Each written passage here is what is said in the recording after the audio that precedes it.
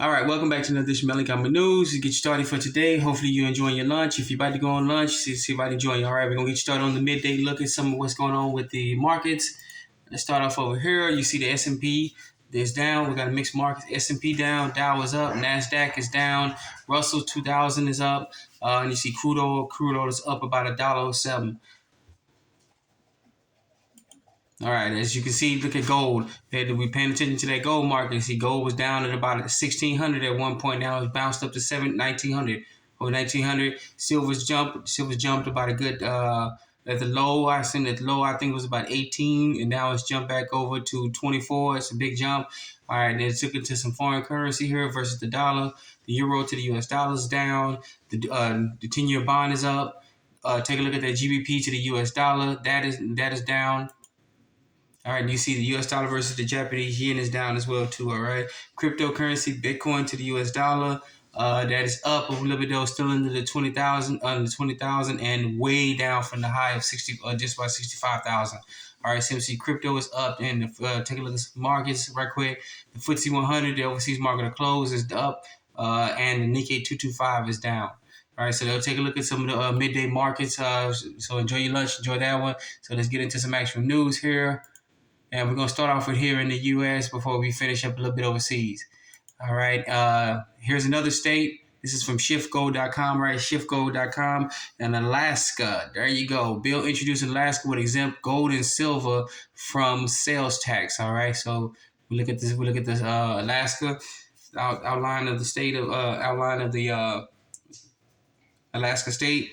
And there we go. So we got more and more states here and there, they're getting these bills together, exempting precious metals. All right, gold and silver, they're exempting because if you look at the Constitution, the only money in the republic is gold and silver, not the dollar, the greenback, whatever you want to call it. Fiat currency is fake. The only thing backing it is the so-called people's confidence in it. All right, so there we go, right there. More states, all right. We want to hit you up. Last state we covered was Missouri. Now take a look at Alaska, all right. This is bound to swing worldwide. We're reaching critical mass with states going. I think, in my honest opinion, please correct me in the comment section. This is like the fourth or fifth state that is introducing gold and silver as actual money or exempting it from taxes. All right, let me know in the comment section. All right, so get this article. This is from shiftgold.com. All right, shiftgold.com.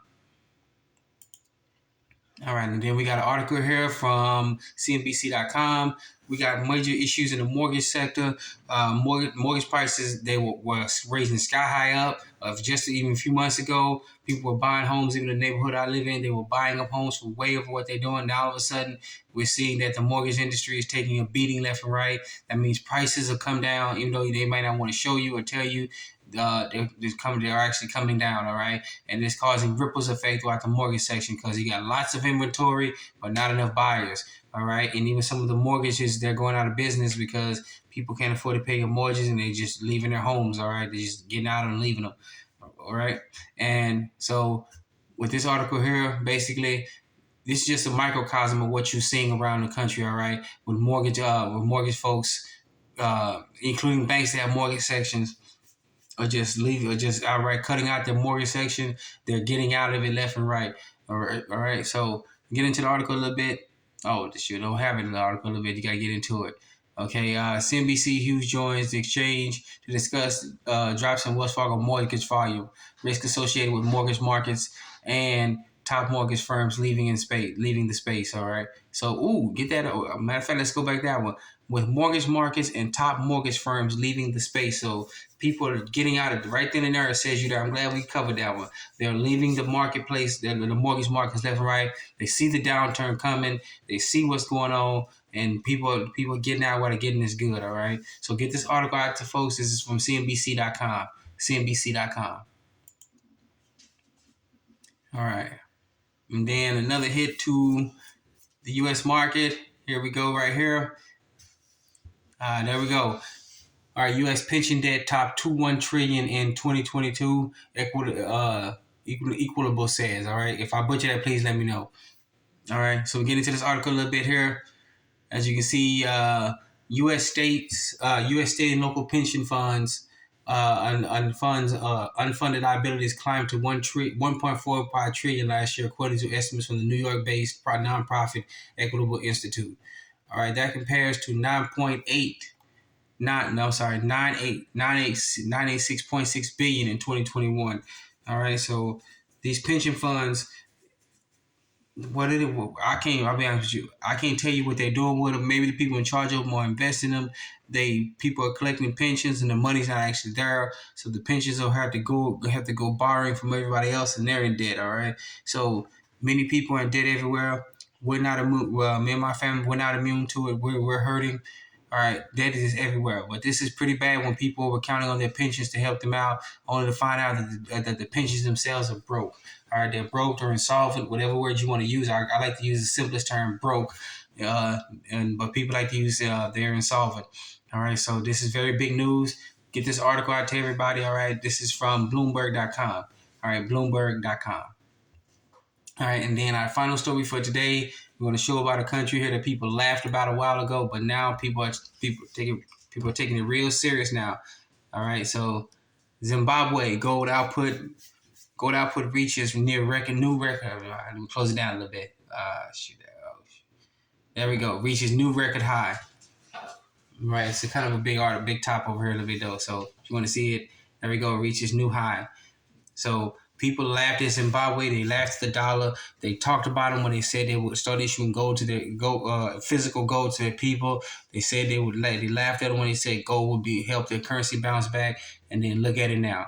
Nobody's making fun of Zimbabwe. They're all looking at Zimbabwe with a stank eye or side eye, looking all crazy. Like, how could you do this? You basically making us look bad. And they've been saying precious metal is the currency that's going to save their country. Right? Going to save their government from getting pitchforked and knives looking at them, and people with the other things coming out for them. And so here we go. Get into this article a little bit. Sorry to scoot it over a bit. All right, Zimbabwe gold output reached new record high of 3.8.